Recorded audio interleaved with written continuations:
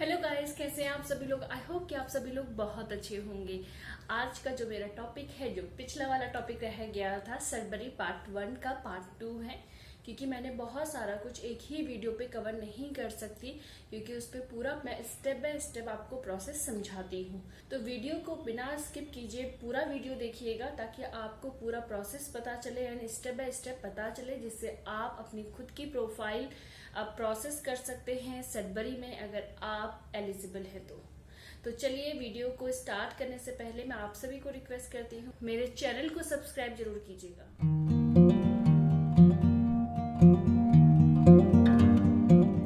तो मैं आज बिना किसी देरी के साथ आपको स्क्रीन में लेके चलती हूँ एंड स्क्रीन में मैं आपको पूरा प्रोसेस समझाती हूँ। ये हम आप आते हैं सडबरी का पार्ट 1, क्योंकि सडबरी के बारे में बहुत सारा कुछ था जिसको मैं एक ही वीडियो पे कवर नहीं कर पाई थी। तो सबसे पहले हम RNIP प्रोग्राम कनाडा, मैं पहले से थोड़ा सा बताती हूँ जो लोग फर्स्ट बार मेरी वीडियो देख रहे हैं। RNIP प्रोग्राम कनाडा, हम इसको एंटर करेंगे तो हमारा सबसे पहले जो पेज खुलता है ये कैनेडियन गवर्नमेंट का साइट होता है। इस पर हम rural and northern immigration pilot program, इसको हम क्लिक करेंगे एंड क्लिक करने के बाद ये पूरा मैं प्रोग्राम आपको पहले ही वीडियो बना चुकी हूँ, उसमें मैंने आपको सारा कुछ समझाया है। तो उस वीडियो को आप देख सकते हैं अगर आपको डीपली इसकी नॉलेज चाहिए तो। आज जो मैं बात करूँगी सडबरी के बारे में बात करूँगी। सडबरी का एक वीडियो मैं पार्ट 1 बना चुकी हूँ ऑलरेडी। ये 11 कम्युनिटीज़ हैं। नॉर्थ बे के बारे में मैं ऑलरेडी वीडियो बना चुकी हूँ, सडबरी का पार्ट 1 बना चुकी हूँ। आप मेरे चैनल पे नए हैं तो आप उस चैनल पे जाके वीडियो देख सकते हैं। तो साइट के सबसे नीचे जाते हैं सडबरी के, तो कैंडिडेट वाले पे हम क्लिक करते हैं। कैंडिडेट पे क्लिक करने के बाद को पूरा बता चुकी हूँ कि conventional stream 1 and new limited stream, ये दोनों में क्या डिफरेंट है आपको बता चुकी हूँ। NOC के बारे में आपको कैसे प्रोसेस करना है, कौन सा वर्जन यूज़ करना है, ये भी मैं आपको बता चुकी हूँ। तो पार्ट 2 कंप्लीट हो चुका था एंड पार्ट 2 में मैं आपको बताऊंगी कि प्रोसेस एंड स्टेप कि किस तरीके से आप सडबरी में अप्लाई कर सकते हो। तो सबसे पहले जो स्टेप नंबर 1 है, make sure you meet the IRCC federal eligibility requirement. सबसे पहले हमें चेक करना है कि IRCC फेडरल एलिजिबिलिटी जो रिक्वायरमेंट है हमारी जो प्रोफाइल है उससे मीट करे। ऐसा नहीं हो कि आप एलिजिबल ही नहीं हो और आपने फाइल बना दी तो उसमें भी आपको कोई रिस्पॉन्स ही नहीं बनेगा, तो आपका उसमें अकाउंट ही क्रिएट नहीं हो पाएगा। क्योंकि बेसिक रिक्वायरमेंट आपके साथ होनी चाहिए कि बेसिक जो एलिजिबिलिटी है वो होनी ही होनी चाहिए। तो इसके बाद जो नेक्स्ट जो स्टेप आता है वो है check to see if you match with the community requirements. अब आपने IRCC फेडरल स्किल जो एलिजिबिलिटी रिक्वायरमेंट्स है वो चेक कर ली है। अब आपको चेक करना है इंडिविजुअल कम्युनिटी पे। हर कम्युनिटी का अलग वेबसाइट होती है, ये मैं बता चुकी हूँ पहले ही। तो आपको इंडिविजुअल चेक करना है कि आप किस किस कम्युनिटी में एलिजिबल है। You should meet at least the assessment factor point minimum cut off and further information can be found on form SRNIP 001। इस पे आप चेक कर सकते हैं। देन इसके अलावा The community selection committee will be assessing candidates' ties to the community to ensure that you and your family are prepared to reside within the boundary of the community of RNIP program। अब आपको इतना तो होना ही चाहिए, आप mentally prepare है कि आप और आपकी फैमिली जिस कम्युनिटी से, जो कम्युनिटीज़ बाउंड्रीज़ हैं वहाँ से आपका जो भी इनविटेशन आता है उसके बाद आपको वहाँ पे रहना है। क्योंकि कोई भी गवर्नमेंट आपको तभी वहाँ से रिकमेंडेशन लेटर देगी जब उनको लगेगा कि आप उनके पास रुक रहे हैं, मीन्स कि उनकी जो बाउंड्रीज़ हैं सडबरी की, आप वहाँ पे रुक रहे हैं। अगर सडबरी गवर्नमेंट को थोड़ा सा भी डाउट होता है कि आपको सिर्फ PR के पर्पज़ से आ रहे हैं एंड आप वहाँ पे नहीं रुकने वाले हैं, वहाँ की इकोनॉमी को ग्रो करने पे आप हेल्प नहीं करेंगे, देन वो आपको रिकमेंडेशन लेटर क्यों देंगे। तो इस चीज़ को अपने जो डॉक्यूमेंट्स हैं आपको बिल्कुल प्रॉपर बनाने हैं एंड आपको ये दिखाना है कि आपको उसी ही बाउंड्रीज़ में रहने हैं जिस बाउंड्री के लिए आप अप्लाई करें, या फिर स्पेशली अगर मैं बात करूँ सडबरी कम्युनिटी में ही रहना है। Step number 3, find full time permanent employment in Sudbury in one of the eligible occupation.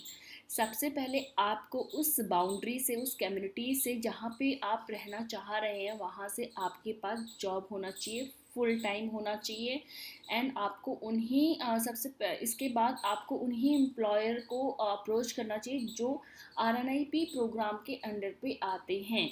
RNIP की कोई भी कम्युनिटी हो, वहाँ पे आपको सबसे पहले आपके पास ऑफर लेटर होना चाहिए, तभी आप कोई भी प्रोग्राम आप अप्लाई कर सकते हो, किसी भी कम्युनिटी के लिए अप्लाई कर सकते हो RNIP प्रोग्राम के अंडर में। अगर अभी तक आपके पास जॉब नहीं है सडबरी से, तो आपको क्या करना है, सबसे पहले जॉब के लिए अप्लाई करना है, क्योंकि RNIP के जितने भी प्रोग्राम होते हैं वहाँ पे आपको जॉब चाहिए होती है।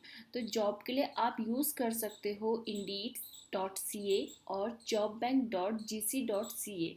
आप इस पे चेक कर सकते हो। जॉब बैंक एक गवर्नमेंट वेबसाइट है जॉब के लिए, जहाँ पे आप नॉर्मली आप अपने हिसाब से, आप लोकेशन के हिसाब से आप जॉब के लिए अप्लाई कर सकते हो। एंड स्टेप नंबर 3 का ही जो थर्ड पॉइंट है, the city of the greater Sudbury will not assist candidate with their job search। And इसके अलावा आता है fourth, employer will conduct normal hiring practice such as interview reference check.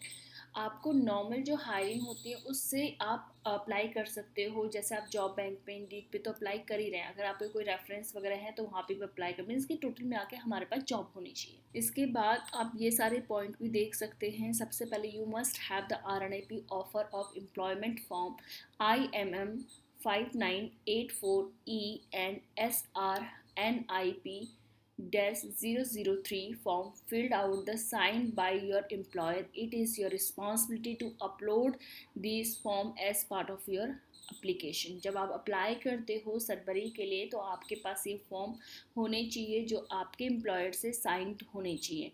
The ways of the job being offered must be the with in the range of the ways. आपका जो वहाँ पे job का जैसे वेज होता है, जो salary veg होता है, आपको कितना मिलना चाहिए वो मिनिमम वेज होना ही होना चाहिए। इसके अलावा आता है step number 4, submit your application through the RNIP survey के थ्रू आपको अप्लाई करना है इनके पोर्टल पे। If you prefer to submit your RNIP application by registered mail please contact अस।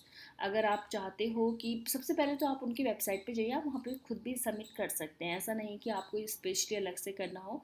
आप डायरेक्टली RNIP के जो पोर्टल्स हैं वहाँ पे अप्लाई कर सकते हो। इसके अलावा step number 5, application review RNIP coordinator.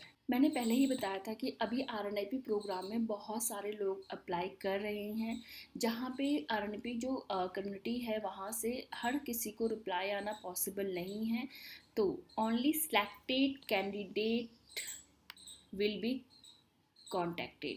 जो लोग सिलेक्टेड हैं उन्हीं लोगों को वो लोग कांटेक्ट कर रहे हैं। तो अपनी एप्लीकेशन को आप अप्लाई कीजिए, हो सकता है आपके पास रिस्पॉन्स आए। जब अप्लाई करते हो उसके 6 to 8 वीक्स का जो टाइम दिया हुआ है, एक स्टैंडर्ड टाइम RNIP गवर्नमेंट ने, आप उस ड्यूरेशन में ही आपके पास रिस्पॉन्स आ जाएगा। अगर उस ड्यूरेशन में रिस्पॉन्स नहीं आता है देन आपकी जो एप्लीकेशन है वो एक्सेप्ट नहीं की गई है, तो आपको कांटेक्ट नहीं किया जाएगा या कोई मेल नहीं आएगी जैसे नॉर्मली आती है आपका एक्सप्रेस एंट्री पे। जैसे नॉर्मली मेल आता है कि अभी आपका फ़ाइल नहीं पिक हुई है सर के, तो RNIP प्रोग्राम में ऐसा होता है, अगर आपको 6 to 8 वीक्स में कांटेक्ट नहीं आता है, मीन्स कि मेल नहीं आता है, तो दैट मीन्स कि आपकी जो एप्लीकेशन है वो रिफ्यूज़ हो चुकी है। इसके बाद आप किसी और प्रोग्राम में अप्लाई कर सकते हैं। इसके अलावा है step number 6, application review and community selection committee. Selected candidate application will be reviewed by the committee selection committee। जो भी सिलेक्टेड कैंडिडेट हैं वो रिव्यू किए जाएंगे कम्युनिटी की सिलेक्शन कमेटी के थ्रू, ताकि वो देख सकें कि वो कितनी जेन्युइन तरीके से वहाँ पे रहना चाहते हैं। वही मैंने आपको बताया कि बेसिक फंडा ये होता है कि आप वहाँ पे रहना चाहते हो या क्यों रहना चाहते हो, वो इस चीज़ को देखेंगे। एंड देन स्टेप नंबर 7 है मीटिंग द रिक्वायरमेंट्स। जो भी उनकी रिक्वायरमेंट है कम्युनिटी की, उससे आपका फुलफिल आपको करना है anyhow. Then step number 8 है आपका apply for the permanent residence and work permit.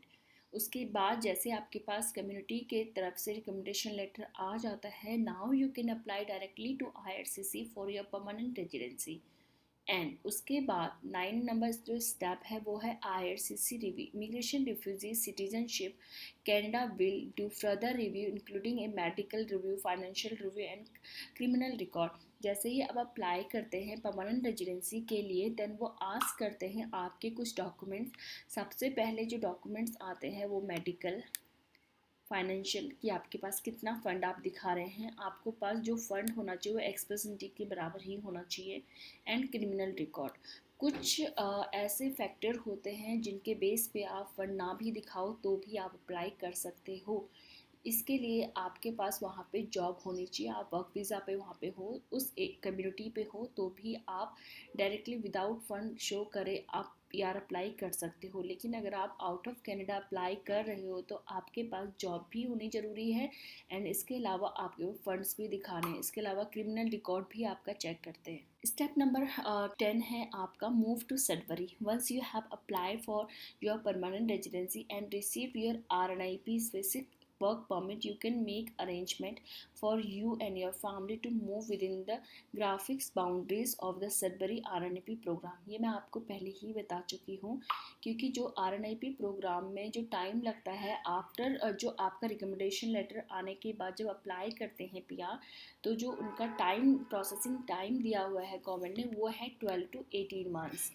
12 to 18 months का आप टाइम इतना वेट ना करने से अच्छा आप वर्क वीज़ा अप्लाई कर सकते हो, एंड अप्लाई करने के बाद आप वहाँ पे अपनी फैमिली के साथ शिफ्ट हो सकते हो, जहाँ पे आपको 1 ईयर का वर्क परमिट मिलेगा, एंड 1 ईयर के वर्क परमिट के बाद ही उसके साथ साथ ही आपको PR भी मिल जाएगा विद इन 1 ईयर। ये तो रहे 10 पॉइंट्स। अब मैं कुछ आपको फैक्ट्स बताऊंगी जहाँ पे timeline and other important information होगी। वैसे मैं आपको बता चुकी हूँ, तो आप ये समझिए कि सदबरी के एक कंक्लूज़न है।